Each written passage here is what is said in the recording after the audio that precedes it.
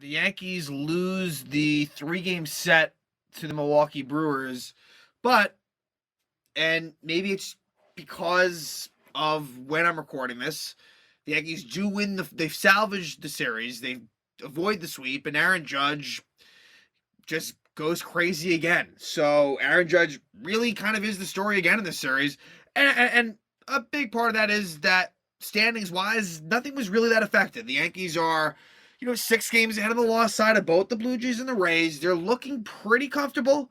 Again, I still have to bring up the fact that the Yankees do play at Toronto for 3 more games. So I think the Blue Jays, there's a very small window of opportunity for Toronto, but ultimately the Yankees are, standings wise, they're all right. Obviously, this goes without saying. For me, there was hopes, and deservedly so, with the Yankees' strong start, that the Yankees could finish in first in the league, but that has since clearly not been the case, as the Yankees at this point, will likely settle in as the number 2 seed in the American League.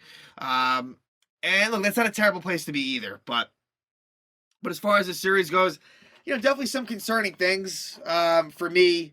I didn't think it was a pleasant series, really. I didn't think the Yankees pitching was very good. And the Yankees offense was kind of good in the beginning and really exploded in game 3. And we've seen stuff like that. But, it was good for the Yankees to avoid the sweep. But again, Aaron Judge, he's up to 59 homers.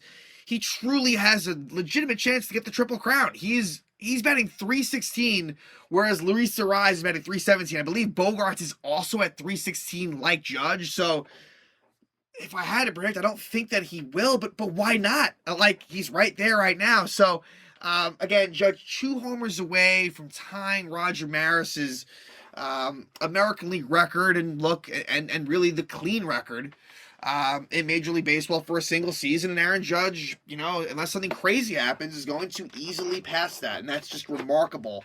With 2.5 weeks left in the season, for him to be at this pace is nuts. And it looked like Judge may not hit a home run in this series, and that would have been fine. That would have been completely acceptable, and no one would have complained about it. But here he goes again. So Aaron Judge, obviously a major, major story. Yankees are going to be getting healthy. Anthony Rizzo returns, and that was big. Anthony Rizzo was great in his return. So that's a key one right there, and it's good to see. But it's a revolving door. So Frankie Montas, who has been an utter joke since the acquisition from Oakland, he had an MRI on his shoulder after his Friday start, and so I feel like that ultimately will be an IL stint. There's still no word yet on the results of the MRI. I think he's going to meet with Dr. Ahmad back in New York to determine. It sounds like it's not terrible, but I still feel like he hits the IL just with the amount of pitchers and hitters that are going to be activated and whatnot. Harrison Bader will make his Yankee debut this week, and that's exciting. Luis Severino will return. Scott Efros will return. DJ LeMahieu might return soon. And there's probably others that I'm forgetting. It's a long list. So that's exciting to just see what things will look like. The unfortunate side is that there's still a lot of players like, Benintendi and Carpenter, like, they might not make it back. Like, maybe they will, but they very well might not. And so that kind of sucks, but we'll see what happens. Giancarlo Stanton has really, really struggled.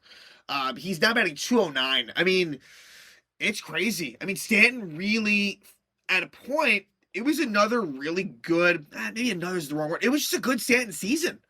It was a really a lot of power, but good average as well. He was really in the groove, and I think we had hit a point there where it was like, oh, like Yankee fans like really embrace Giancarlo Stanton. And now maybe that statement hasn't changed. Maybe they still do. And I think they still know what Stanton's capable of, but he has really been bad. And he batted 5th today, and deservedly so. Deservedly so. He batted 5th. And so that's tough. Jose Trevino got banged up Friday night. I think he's going to be okay. I think he'll be back for the Pirates series, but I think it was a right knee contusion. Marwin Gonzalez, we'll talk about Marwin. He left the Friday's game due to, I think they said, dizziness. Then he played Saturday, and then a freak thing happened where Victor Caratini, the catcher, throws the ball back to the pitcher and hits Marwin in the face. And so Marwin had to leave the game at that point. So, that was a weird one. And And yeah, so Oswaldo Cabrera, I like what I'm seeing from him, and the hope for me. So now Bader will play center, Judge will play right, and now we have not seen Oswaldo Cabrera on left. But the hope for me is that they move him over to left. Has Oswaldo been great offensively in the majors? No, he hasn't. But to be fair to him, he's been pretty good lately, drawing some walks, getting his hits, homered today. And so Oswaldo, the hope for me is that he's in left field until Andrew Benintendi comes back. That's kind of where I'm at. Estevan Florial was sent down with the Rizzo activation, so you still have Tim Locastro, who, really at this point is your pinch runner. Miguel Andujar is on the roster, but there just hasn't been enough there. And Aaron Hicks, of course, and he did homer today, but Aaron Hicks, I don't think the Yankees really even want that. So I think, to look into the future a bit, forgetting about LeMahieu, which that will factor in. Look, as Oswald Peraza, who does produce when he plays, and I wish he played more, he'll be on the bench. But Oswaldo Cabrera in left, Bader in center, Judge in right, Stanton DH. And then, of course, Trevino catching, Rizzo at first, Glaber at second, kind of left and short, Donaldson at third. You can work with that. But again, there's improvements that are needed. On the pitching front, like I said, Montas bad. Garrett Cole. Garrett Cole, I need to see the numbers today. It was a crazy day today. With the Giants playing and everything like that. And, I was definitely following all of the Yankee game as well. But Garrett Cole, I guess he went 5 innings, a couple more home runs. Garrett Cole, it's been struggles. It's not good enough. Like, the strikeout numbers are great. Some of the other numbers are really good too, but it's just like he gives up way too many home runs. It's just unacceptable. And Jameson Tyone struggled too. Not terribly so, but it wasn't a good outing for Jameson. But Frankie Montas was given a 5-0 lead in game 1 and blew it. And Clay Holmes cannot be your closer. Do I know what the solution is? No, I don't. And that's the problem. I don't know what the solution is. Clay Holmes, I guess you could consider it a positive performance today, although it wasn't easy. Wandy Peralta, I think he deserves to be in the ninth inning conversation, but more has got to clean things up. Not to start the inning, but if someone gets in trouble, Wandy can kind of maneuver out of it. I think Lou Trevino deserves consideration. He has closing experience with Oakland. I think Trevino is someone, for me right now, that deserves that consideration. And if Scott Efros can be effective, I guess him as well. But for me, Clay Holmes, he's going to continue to get that run, but I don't believe that I don't trust it, and nor should I, or really anyone, with the way he's pitched. Jonathan Loaisiga, I know Loaisiga's up in the pecking order, but Loaisiga did not. I don't believe it. I think Loaisiga, it's a different Loaisiga than last year. The strikeout stuff is not there. Does he still induce the ground ball? He does, but Jonathan Loaisiga, I don't feel good about him either. So for me, the pen is a concern. I think there's depth. I think there's options, but top end options, that I really don't know about. Look, I like what I've seen from Clark Schmidt. And I should mention also, if Montas is out of the rotation and goes to the IL, I think Domingo Germán slots back into the rotation. And look, Domingo was doing a pretty good job when he was in there, so I don't mind it. But anyway, let's jump right into game 1. And that one hurt. That was another one of those, another walk-off loss for the Yankees, another frustrating game. I should, lineup-wise, Judge continues to bat leadoff, which I don't really mind that much. I could see the argument there, and ultimately that might switch up, if maybe DJ returns or whatnot. But Judge has been batting leadoff, and it's been, it hasn't slowed him down one bit. But this is Montas versus Adrian Hauser, and the Yankees really got to Adrian Hauser, which they should have. Hauser has not been good, but the Brewers bullpen really, really wiped out the Yanks. For the most part. But the Yankees, they jump into a 5-0 lead. It's a 3-run first. It is a sac fly for Josh Donaldson, who for the most part had a pretty good series. For Josh, there's always some struggles within there and some missed opportunities, but it's a pretty good series for Donaldson. It really was. It's a sac fly for Donaldson, an RBI single for Connor Falefa, and then an RBI single for Marwin Gonzalez. So it's 3-0 Yankees at that point. Then the top of the second, they had 2 more. It is a bit of it was a mistake by Colton Wong, where Josh Donaldson, with the bases loaded and 1 out, hits a ground ball, and Adames, they get the force out at second. So Stanton's out at second, but they throw it away. And so Hicks and Judge score on the play. So the Yankees catch a break there on a weak ground ball by Donaldson, but it makes it 5-0. But in the bottom of the second, it's Yankee killer, former Ray Willie Adames hits a 3-run homer. And there was some key 3-run homers. Adames in game 1, Adames in game 2, and Colton Wong in game 3. I believe that was the combination. But Adames with a big 3-run homer right there makes it 5-3. And here you have a ball game right then and there. Then in the 4th inning, Montas gets into some trouble. It's a 1-out walk to Garrett Mitchell, who was a thorn on the Yankees side. He was batting 9th. And now Montas is out and Lucas Licky comes on. And I will say this. I was surprised. Lucas Licky's ERA going into this game was like 2.6. So I give Licky a lot of shit, but I'll still say this. That when you have a lead and it's close, like Licky just doesn't come through in those spots. He's kind of the anti-Wandy Peralta. Wandy Peralta, when the score is lopsided, that's when he'll make his mistakes. But when the score is close, Wandy does kind of come through. Licky's the opposite. So Licky, unfortunately, it's a ground ball double for Adames and then a sac fly by Tellez. Makes it 5-5. Weissert finishes the inning. Then in the 5th, Weissert is replaced by Domingo Germán, who goes 1-2-3. Then in the 6th, Germán gets a couple of outs, and then Wandy finishes it off with the strikeout of Tellez. So we're still tied at 5-6. Yankees offense really getting nothing going. Trevino strikes out the side in the 7th. Then in the 8th, Devin Williams comes in for the Brewers to face the good part of the Yankee order, gets the job done. And then Jonathan Loaisiga comes in for the bottom of the 8th. And it was a struggle. He wasn't hit hard. But it was a struggle. A leadoff walk to Jace Peterson you just can't do.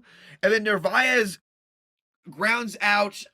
It's a bunt ground out, and they get the force at second for the out. It was a good play by Connor Falefa, not a great throw by Loaisiga.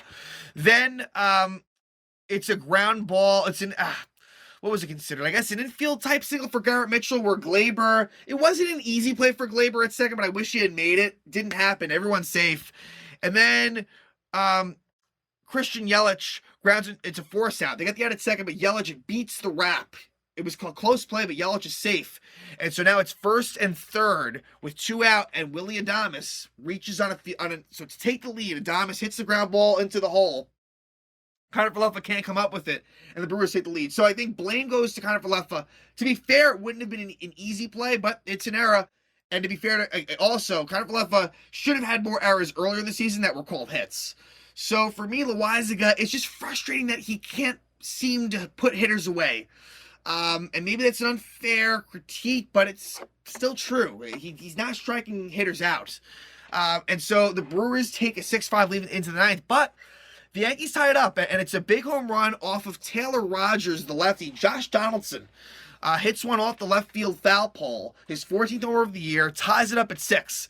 Then as Waldo Cabrera doubles, and so now Connor Falefa sack bunts Cabrera over to third. I didn't love that thought process. I would have actually had Connor Falefa hit for himself with Andujar and Higashioka coming up. Now what happens is Andujar, the ump was rough in this one, and it caused Aaron Boone to be ejected, where Andujar is called out on strikes. It was a pitch outside. But again, Andujar fell behind on the count. To be fair, Andujar put himself in that situation, but it was still definitely a ball. Boone eventually gets ejected. He was really pissed off. And then Higashioka flies out. So the Yankees don't score there. Clay Holmes comes on in the 9th, and it wasn't good. And for Clay Holmes, it hasn't been good. Leadoff double, Hunter Renfroe. A ground out by Colton Wong, where I was hoping Connor Falefa would maybe try to get Renfroe out of third, but he gets the easy out at first. Runner on third, 1 out. And McCutchen walks, but then they strike out. Holmes strikes out Jace Peterson. But then he walks Caratini. So it's bases loaded, 2 out. Garrett Mitchell, who he gets ahead of, 1 and 2. And it is a smash hit up the middle past Holmes on a line. Walk-off RBI single. Garrett Mitchell gives the Brewers a 7-6 win. That's a bad loss just because you're up 5-0. To me, the main culprits of this game, more than anyone, Frankie Montas and Clay Holmes. And those are 2 issues that I don't see getting better.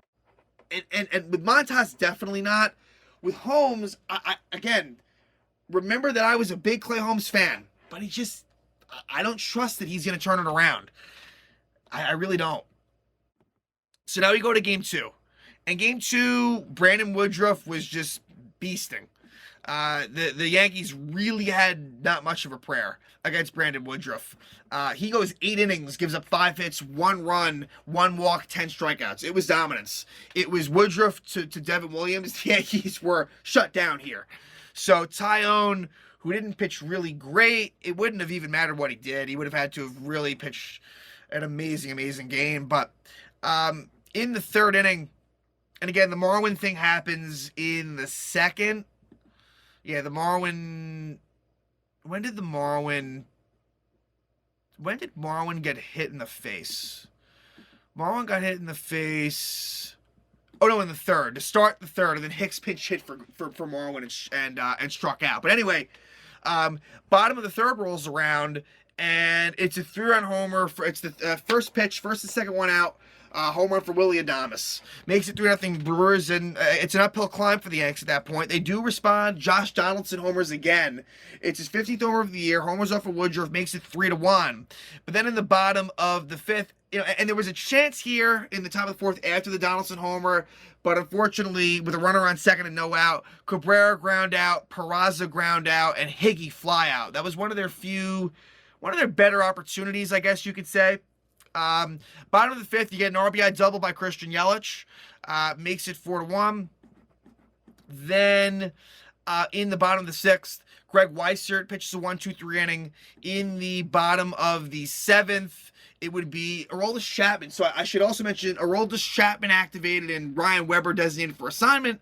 And Chapman, it was an initial 4-pitch walk to Luis Urias. But then he was able to retire the next 3 hitters.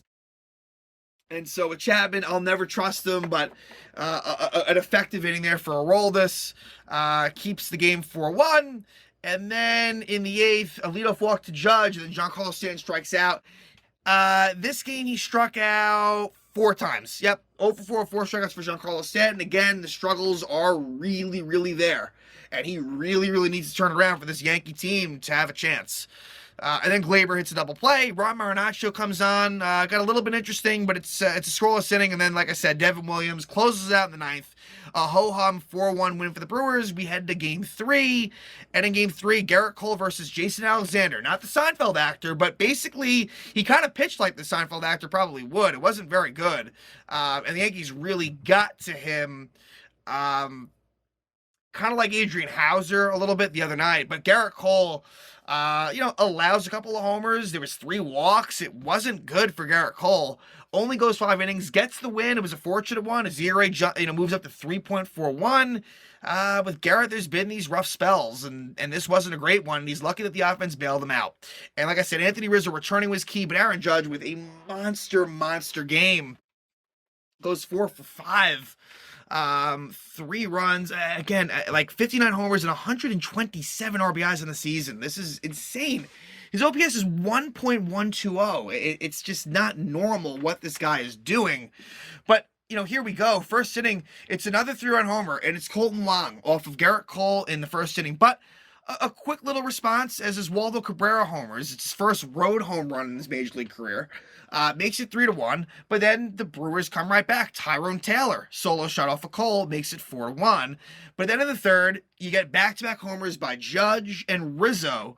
And that's Rizzo's 31st homer of the year. Again, Anthony Rizzo, if he had stayed healthy, he could have approached 40. I don't think he would have gotten there. It's not like he missed that much time, but it's been a really powerful season for Anthony Rizzo.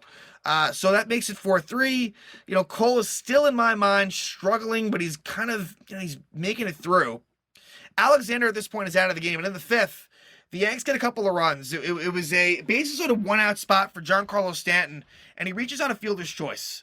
Aaron Judge scores. It was a tough play for the 3rd baseman, Urias, and they end up getting no outs where they should have gotten out at 2nd, but Colton Wong didn't have his foot on the bag. So it ties it up at 4. Then they bring in a new pitcher. They bring the lefty to turn Cabrera to the right side, his weaker side, and he gets a soft RBI single, makes it 5-4. And then the big blow in this inning, Kyle Higashioka with a 2-run single. So Higgy, it's been, like I said, it's been better lately. The numbers aren't great on the season, but Higgy, who really struggled for a while, he's been productive when he's needed to be. And that was a big hit for Higgy. Makes it 7-4 Yankees right there. And Cole is able to finish the 5th. Again, not a good outing for Garrett Cole, but he's able to at least do that. Then in the 6th, Clark Schmidt comes on and goes 1-2-3. Again, I like what I've seen from Clark Schmidt. That's a good inning right there in a 3-run game. And then the Yankees, blow it open, I guess you could say, in the 7th. Again. And it's an RBI ground up by Kyle Higashioka. Makes it 8-4, so 3 RBIs for Higgy. Then Aaron Hicks gets into the act, the home run act. Rarity for Aaron. It's his 7th homer of the season, makes it 9-4. And then, let's do it again. Aaron Judge, 2nd homer of the game. It's back-to-back again. So 2 back-to-backs for the Yanks, home run-wise. And it makes it 10-4 Yankees. Clark Schmidt pitches another 1-2-3 inning in the 7th. Then in the 8th, it would be Jonathan Loaisiga coming on after Clark Schmidt, I should say, and maybe Clark Schmidt, maybe they should stop it at 2 innings. He does allow a 2-run homer to Rowdy Tellez to make it 10-6. So Loaisiga comes into a little bit of a tough situation, and he almost makes it worse. And again, there's a lot of hard contact, but he gets out of it. It stays 10-6. The Yankees do pick up 2 key runs in the 9th, and it's that guy again, Aaron Judge, with a 2-run double, makes it 12-6 Yanks. Then in the bottom of the 9th, because it wasn't a big spot at the time, Wandy Peralta does struggle. And so Clay Holmes comes on in a bases loaded, no out situation and allows a 2-run double to Jace Peterson. So eventually what happens is you get the tying run on. It's bases loaded, 1 out in a 12-8 game, but he does strike out Urias. And then Keston here grounds out. So for Clay Holmes, he gives up that ground rule double. There's a walk in there as well. So it wasn't really all great for Clay, but he's able to seal the deal. Yankees improved to 88-58 with that win, back up to 30 games over 500. They're 6 up on the loss side of the Blue Jays and the Rays, and now they will have a 2-game set with the Pirates at Yankee Stadium. Nestor Cortez will pitch the first game for the Yankees, and then the second game will be Luis Severino off of IL. So Cortez and Severino, and the second game will be against Ronzi Contreras, and I believe that Contreras was involved. He was a Yankee prospect. He was involved in the Jameson Tyone deal. Yes, he was.